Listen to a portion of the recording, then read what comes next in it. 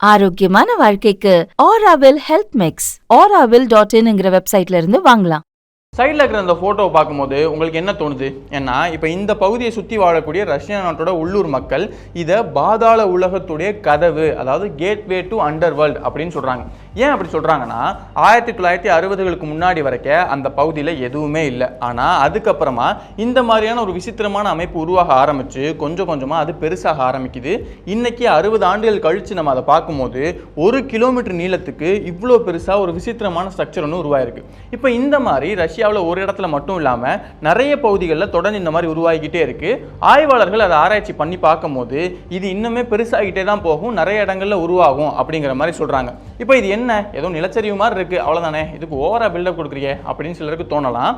ஆனால் இங்கே நடக்கிறதே வேற. என்னன்னா, இந்த மாதிரி உருவாக கீழே தரையில் இருக்கக்கூடிய பழைய காலத்தில், அதாவது ரொம்ப முன்னாடி காலத்தில் வாழ்ந்த கிருமிகள், நுண்ணுயிரிகள், இந்த மாதிரியான விஷயங்கள்லாம் கொஞ்சம் கொஞ்சமாக எக்ஸ்போஸ் ஆக ஆரம்பிக்குது. அப்படி எக்ஸ்போஸ் ஆகி அது சுற்றி வாழ்ந்துகிட்டு இருக்கக்கூடிய மற்ற உயிரினங்களையுமே பாதிக்குது. ஒரு உதாரணத்துக்கு சொல்லணும்னா 2016 கீழே தரைக்கு கீழே வாழ்ந்துட்டு இருக்கு, அதாவது இந்த மாதிரி ஒரு அமைப்பு உருவானதுக்கு அப்புறமா கீழே வாழ்ந்துட்டு இருக்கக்கூடிய அந்த கிருமிகள் எல்லாம் எக்ஸ்போஸ் ஆகி அது அங்கே வாழ்ந்துட்டு இருக்கக்கூடிய ஆர்டிக் ரெயின்டியர், அதாவது துருவ மான்கள் சொல்லுவாங்க, அதை பெரிய அளவில் பாதிச்சு ஆயிரக்கணக்கான மான்கள் இறந்து போச்சு. மனிதர்களுமே பெரிய அளவில் பாதிக்க ஆரம்பிச்சிட்டாங்க. அதுக்கப்புறமா சில விஷயங்கள்லாம் பண்ணி அதை சரி பண்ணாங்க. இன்னொரு பக்கத்தில் இதே மாதிரியான ஒரு பகுதியிலிருந்து 46,000 ஆண்டுகளுக்கு முன்னாடி இருந்த இந்த ரவுண்ட் வார்ம், அதை நாக்குப்பூச்சின்னு சொல்லுவோம் இல்லையா, அதில் ஒரு இனத்தை வந்து கண்டுபிடிச்சி எடுத்திருக்காங்க. அதுங்க இப்போ வரைக்குமே உயிரோட தான் இருந்திருக்கு. இப்போ இவ்வளோ ஆழத்தில் ஒரு 46,000 ஆண்டுகளுக்கு முன்னாடி வாழ்ந்த ஒரு புழுக்கள் எப்படி உயிரோட இருந்திருக்கும்? முதல்ல எதனால இந்த மாதிரியான ஒரு பகுதி உருவாகுது, இது எப்படி உருவாகுது, இதனால இன்னும் என்ன மாதிரியான பிரச்சனைகள்லாம் ஏற்படும், இது எல்லாத்தையும் பற்றி தான் இன்னைக்கு நம்ம ஸ்ட்ரீட் வீடியோவில் பார்க்க போகிறோம்.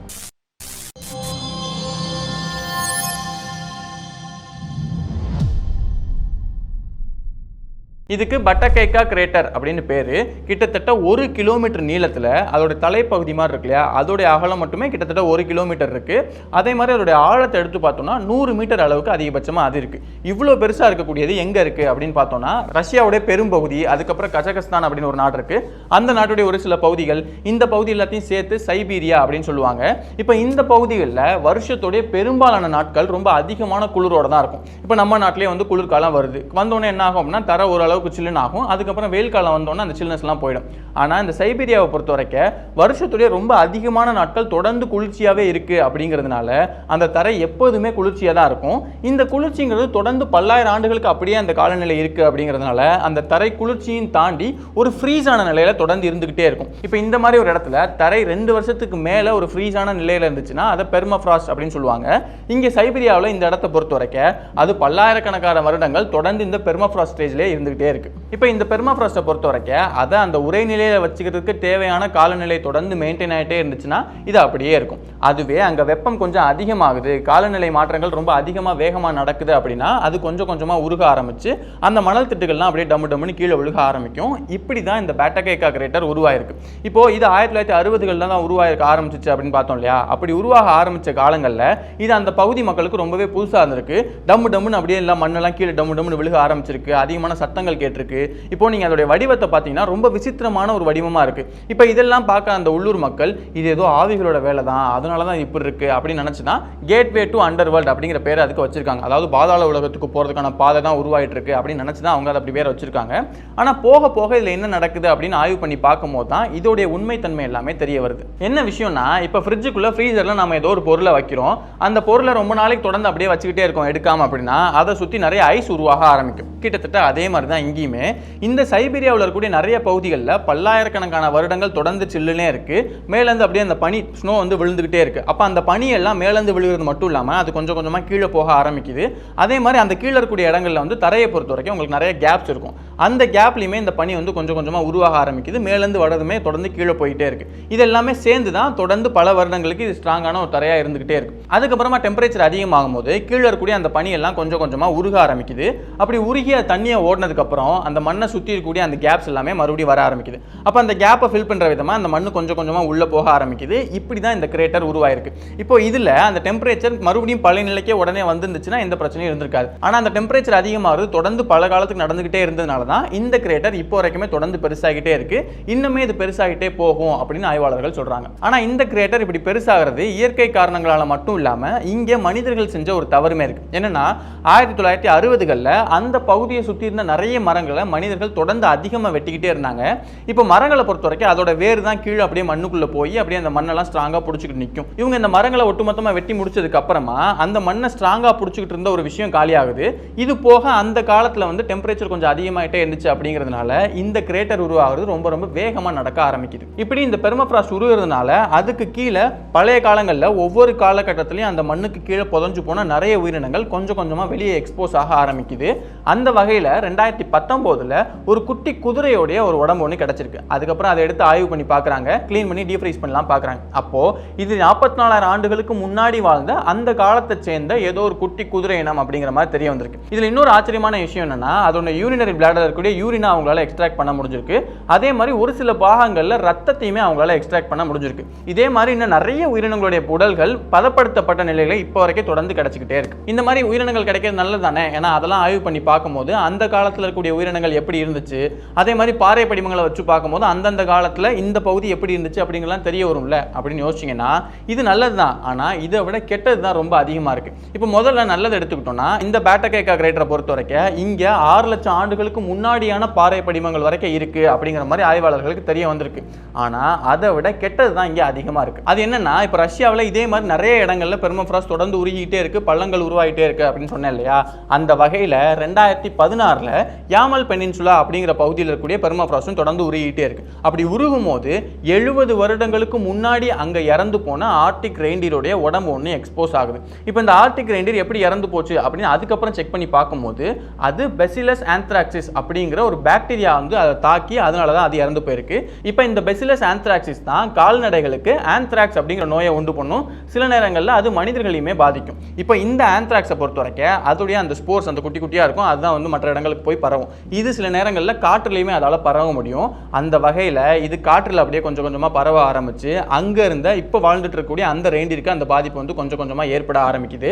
அப்படி ஏற்பட்டு ஆயிரக்கணக்கான ரெயின்டியர் கொஞ்ச நாட்களே அடுத்தடுத்து இறந்து போகுது. இதோட எக்ஸ்ட்ரீம் என்ன தெரியுமா, அங்கே வாழ்ந்துட்டு இருந்த 12 வயசுக்கு ஒரு குட்டி பையன் ஒருத்தர் இருக்கான், அவனுக்குமே இந்த ஆந்த்ராக்ஸ் வந்து பாதிச்சு அவனுமே இறந்து போயிட்டான். இங்கே தான் ஒரு முக்கியமான கேள்வி வருது. என்னன்னா இப்போ இவ்வளோ ஆண்டுகளுக்கு முன்னாடி வாழ்ந்த உயிரினங்கள் கொஞ்சம் கொஞ்சமாக எக்ஸ்போஸ் ஆகுது அப்படிங்கிற வரைக்கும் ஓகே தான். ஆனால் எப்படி அது மறுபடியும் உயிரோட வந்து இவ்வளோ பெரிய பாதிப்பை ஏற்படுத்த முடியும், அதுக்கு அதோட உடம்புல என்ன நடக்குது அப்படின்னு பார்த்தோம்னா இப்போ ஒரு உதாரணத்துக்கு நான் வீடியோட ஆரம்பத்தில் 44,000 ஆண்டுகளுக்கு முன்னாடி வாழ்ந்த ஒரு ரவுண்ட் வார்ம் இருந்துச்சு அப்படின்னு சொன்னேன் இல்லையா. இப்போ அந்த ரவுண்ட் வார்ம் எடுத்து அவங்க டீஃப்ரீஸ் பண்ணி பார்க்கும்போது அது மறுபடியும் உயிரோட பழைய நிலைக்கே வந்துருச்சு. எப்படிப்பா இது பண்ணுது அப்படின்னு பார்த்தோம்னா இப்போ பொதுவாக நீங்கள் ஒரு தண்ணி இருக்குது, அந்த தண்ணியை நீங்கள் ஃப்ரீஸ் பண்ணிங்கன்னா அது கொஞ்சம் கொஞ்சமாக அப்படியே ஐஸ் கிறிஸ்டல்ஸாக மாறி அப்படியே வந்து அந்த ஃப்ரோசன் ஸ்டேட்டுக்கு போயிடும். இப்போ அது எப்படி போகுது அப்படின்னு பார்த்தோம்னா அந்த தண்ணியில் இருக்கக்கூடிய அந்த வாட்டர் மாலிகுல்ஸ் எல்லாமே கொஞ்சம் கொஞ்சமாக அப்படியே அந்த கிறிஸ்டல் ஷேப்புக்கு அப்படியே மாறி தான் அது வந்து ஒரு ஃப்ரோசன் ஸ்டேட்டுக்கு போகுது. இப்போ நம்ம உடம்பை ஃப்ரீஸ் பண்ணுறோம்னு வச்சுக்கோங்க, நம்ம உடம்புல செல்லுக்குள்ளே இருக்கிற தண்ணி வரைக்கும் போய் அது வந்து ஃப்ரோசன் ஸ்டேட்டுக்கு போயிடும். இப்போ ஃப்ரோசன் ஸ்டேட்டுக்கு போனாலே அது ஒரு கிறிஸ்டல் ஷேப்புக்கு மாறும் அப்படின்னு சொன்னேன் இல்லையா. ரொம்ப அதிகமான குளிர் டெம்பரேச்சருக்கு நம்ம போகும்போது அந்த மாதிரி கிறிஸ்டலாக அந்த தண்ணி மாறும்போது அதுவே செல்லை பாதிச்சிட வாய்ப்பு இருக்குது. அதனால் நீங்கள் என்னதான் நம்மளோட உடம்பை மறுபடியும் ரிவைவ் பண்ணாலுமே கூட நம்ம செல்ஸ் எல்லாமே ஏற்கனவே பாதிக்கப்பட்டுருச்சு அப்படிங்கிறதுனால நம்ம உயிரோட வருவோமா அப்படிங்கிறது கேள்விக்குறி தான். ஆனால் இங்கே இந்த ரவுண்ட் வார்ம் என்ன பண்ணுதுன்னா இந்த மாதிரி ரொம்ப அதிகமான குளிர் டெம்பரேச்சருக்கு அது போகும்போது அதோடைய உடம்புல ட்ரெஹாலோஸ் அப்படிங்கிற ஒரு சுகரை வந்து வெளியிடுது. இந்த சுகர் என்ன பண்ணுதுன்னா அதோட உடம்புல செல்லுக்குள்ள இருக்கக்கூடிய தண்ணி எல்லாத்தையுமே கொஞ்சம் கொஞ்சமாக உடம்பு விட்டு வெளியேற்ற ஆரம்பிக்குது. இப்போ தண்ணி எல்லாம் வெளியேற்றினதுக்கு அப்புறமா அதோடைய மொத்த ஸ்ட்ரக்சருமே என்னதான் வந்து ஃப்ரோசன் ஸ்டேட்டுக்கு போனாலும் செல்ஸில் பெரிய அளவில் பாதிப்பு ஏற்படலை. அதனால இவங்க அந்த ரவுண்ட் வார்மை மறுபடியும் வெளியே எடுத்துட்டு அதை வந்து பழைய நிலைக்கு கொண்டு வரும்போது அதோட உடம்புல எந்த பிரச்சனையும் இல்லாமல் மறுபடியும் அது வந்து உயிரோட நிலைக்கு வந்து சேர்ந்துருச்சு. இந்த மாதிரி ஒவ்வொரு நுண்ணுயிர்களுமே அதுக்கு ஏற்ற மாதிரி நிறைய விதமான தகவமைப்புகளை அதோட உடம்புல வச்சிருக்கோம். அதில் எந்த கிருமியால எந்த உயிரினமால இத்தனை ஆண்டுகள் தாண்டி இத்தனை 1000 ஆண்டுகள் தாண்டியுமே உயிரோட இருக்க முடியுமோ அதெல்லாம் தான் உயிரோட வந்துட்டு இருக்கு. இப்போ எக்ஸ்போஸ் ஆகக்கூடிய அந்த கிருமிகள் எடுத்துக்கிட்டோம்னா அதில் இந்த ஆந்த்ராக்ஸ் தவிர வேற எதுவுமே பெரிய அளவில் மனிதர்களுக்கோ இல்லை மற்ற உயிரினங்களுக்கோ எந்த பாதிப்பையுமே ஏற்படுத்தலை. அதனால இதில் எந்த பிரச்சனையுமே இல்லையாயினுமே அப்படின்னு யோசிச்சிங்கன்னா அதுவுமே நம்ம டேரெக்டாக சொல்ல முடியாது. ஏன்னா இந்த பேட்டகேக்கா கிரேட்டர் எடுத்துக்கிட்டிங்கன்னா அது 1991 இருந்து இப்போ வரைக்கும் 35 மில்லியன் கியூபிக் மீட்டர் அளவுக்கான அந்த மண் ஃப்ரீஸ் ஆக ஆரம்பிச்சு அது கொஞ்சம் கொஞ்சமாக உள்ளே போய் நிறைய விஷயங்கள் எக்ஸ்போஸ் எக்ஸ்போஸ் ஆகிட்டே இருக்கு. ஒவ்வொரு வருஷமுமே இதுவே 35 அடி அளவுக்கு தொடர்ந்து அந்த சைடில் எல்லாமே தொடர்ந்து அப்படியே எக்ஸ்போஸ் ஆகிட்டே இருக்கு. இப்போ இதனால அது தொடர்ந்து பெருசாகிட்டே போறதுனால இன்னும் முன்னாடி காலங்களில் வாழ்ந்த ஏதாவது கிருமிகள் வெளியே வரதுக்கு வாய்ப்பு இருக்கு. அதனால இந்த பகுதியை கண்டிப்பாக பாதுகாக்கணும், அந்த பகுதியில் தொடர்ந்து அதிகமாக நடக்காத மாதிரியான விஷயங்களை பண்ணியே ஆகணும் அப்படிங்கிற மாதிரி இதுக்கான ஆய்வாளர்கள்லாம் தொடர்ந்து சொல்லிக்கிட்டே இருக்காங்க. இப்படி கிருமிகள் எக்ஸ்போஸ் ஆகிறது மட்டும் இல்லாமல் இந்த மாதிரி பெர்மாஃப்ராஸ்ட் தொடர்ந்து அப்படியே உருகிட்டே போகிறதோட இன்னொரு முக்கியமான பிரச்சனை என்னன்னா, இதுக்கு கீழே கார்பன்லாம் நிறைய அப்படியே தேங்கிக்கிட்டே இருக்கும். ஏன்னா உங்களுக்கு மரங்கள் தான் அப்படியே தொடர்ந்து கீழே விழுந்து தான் இந்த லேயர்ஸ் உருவாயிருக்கும், அதுக்கப்புறம் மண் விழுந்திருக்கும், அதுக்கப்புறம் நிறைய உயிரினங்கள் விழுந்திருக்கும். இது எல்லாமே தொடர்ந்து ஒன்று ஒன்றா டெபாசிட் ஆகி தான் இவ்வளோ பெரிய லேயர் வந்து உருவாயிருக்கு. இப்போ இது எல்லாமே தொடர்ந்து எக்ஸ்போஸ் ஆக ஆக கீழே தேங்கி இருக்கக்கூடிய அந்த கார்பன் எல்லாமே கொஞ்சம் கொஞ்சமாக வெளியே வர ஆரம்பிக்கும். அந்த வகையில் இந்த மாதிரி பெர்மாஃப்ராஸ்ட் வந்து உருகிறதுனால மட்டுமே ஒவ்வொரு வருஷமும் 4000 to 5000 டன் கார்பன் வளிமண்டலத்தில் போய் சேருது அப்படிங்கிற மாதிரி ஆய்வாளர்கள் சொல்றாங்க. இல்லை இன்னொரு பிரச்சனை என்னன்னா, இந்த மாதிரி எக்ஸ்போஸ் ஆகி கீழே இருக்கக்கூடிய அந்த நுண்ணுயிர்களும் கீழே இருக்கக்கூடிய மற்ற உயிரினங்களும் வெளியே வரும்போது அந்த இப்போ சுற்றி இருக்கக்கூடிய அந்த பாக்டீரியாலாம் அதில் போய் சேரும் போது அது எல்லாமே கொஞ்சம் கொஞ்சமாக டீகம்போஸ் ஆகி அதிகமான மீத்தேனையுமே தொடர்ந்து வெளியிட்டே இருக்கு. இதுவுமே வளிமண்டலத்தில் போய் அதிகமான பிரச்சனைகளை ஏற்படுத்திட்டு இருக்கு அப்படிங்கிற மாதிரி ஆய்வாளர்கள் சொல்றாங்க. இப்படி இந்த பெர்மாஃப்ராஸ்ட்டை சுற்றி நிறைய பிரச்சனைகள் தான் இருக்கே தவிர அதோட நன்மைகள் ரொம்ப ரொம்ப கம்மியாக தான் இருக்கு. அதனால இது இன்னும் அதிகமாகாத அளவுக்கு ரஷ்யா இதுக்கு என்னென்ன விஷயங்கள்லாம் பண்றாங்க, இதை தடுக்கிறாங்களா இல்லையா அப்படிங்கிறத பற்றி நமக்கு போக போக தான் தெரிய வரும். இப்போ இதே மாதிரி இன்னொரு விஷயம், அதாவது ரஷ்யாவை சம்பந்தப்பட்ட இன்னொரு விஷயத்தை பற்றி நம்ம ஏற்கனவே ஒரு வீடியோ பண்ணியிருப்போம். அது என்ன அப்படின்னா நியூக்ளியர் பவர் பிளான்ஸ். இப்போ இந்த நியூக்ளியர் பவர் பிளான்ட்டை பொறுத்த வரைக்கும் இருக்கிறதுலே மிகப்பெரிய டிசாஸ்டர் அப்படின்னா நம்ம வந்து செர்னோபில் அப்படிங்கிறது தான் சொல்லுவோம். அது வந்து சோவியத் ரஷ்யாவோட கட்டுப்பாட்டு கீழே இருக்கும்போது தான் அங்கே நடந்துச்சு. இப்போ இந்த டிசாஸ்டர் பற்றி நான் ஏன் சொல்கிறேன் அப்படின்னா, இப்போ நமக்கு நல்லா தெரியும் ஜெர்மனி அப்படின்னு ஒரு நாடு இருக்குது. அந்த நாடு நம்மளோட தொழில்நுட்பத்தில் ரொம்பவே முன்னேறிய ஒரு நாடு. அந்த ஜெர்மனி எங்களுக்கு நியூக்ளியர் பவர் பிளான்ட்டே வேணாம், நாங்கள் எல்லாத்தையுமே இடிச்சு தள்ளுறோம் அப்படின்னு சொல்லிட்டு அவங்க நாட்டில் இருந்த 20க்கும் அதிகமான நியூக்ளியர் பவர் பிளான்ஸை மொத்தமாக டிஸ்மேண்டில் பண்ணிட்டாங்க. ஆனால் நம்ம இந்தியாவை பொறுத்த வரைக்கும் நம்ம இன்னுமே வந்து நியூக்ளியர் பவர் பிளான்ஸ் தொடர்ந்து வந்து நடத்திக்கிட்டே தான் இருக்கும். அது மூலம் நம்ம மின்சாரம் எடுத்துக்கிட்டே தான் இருக்கும்.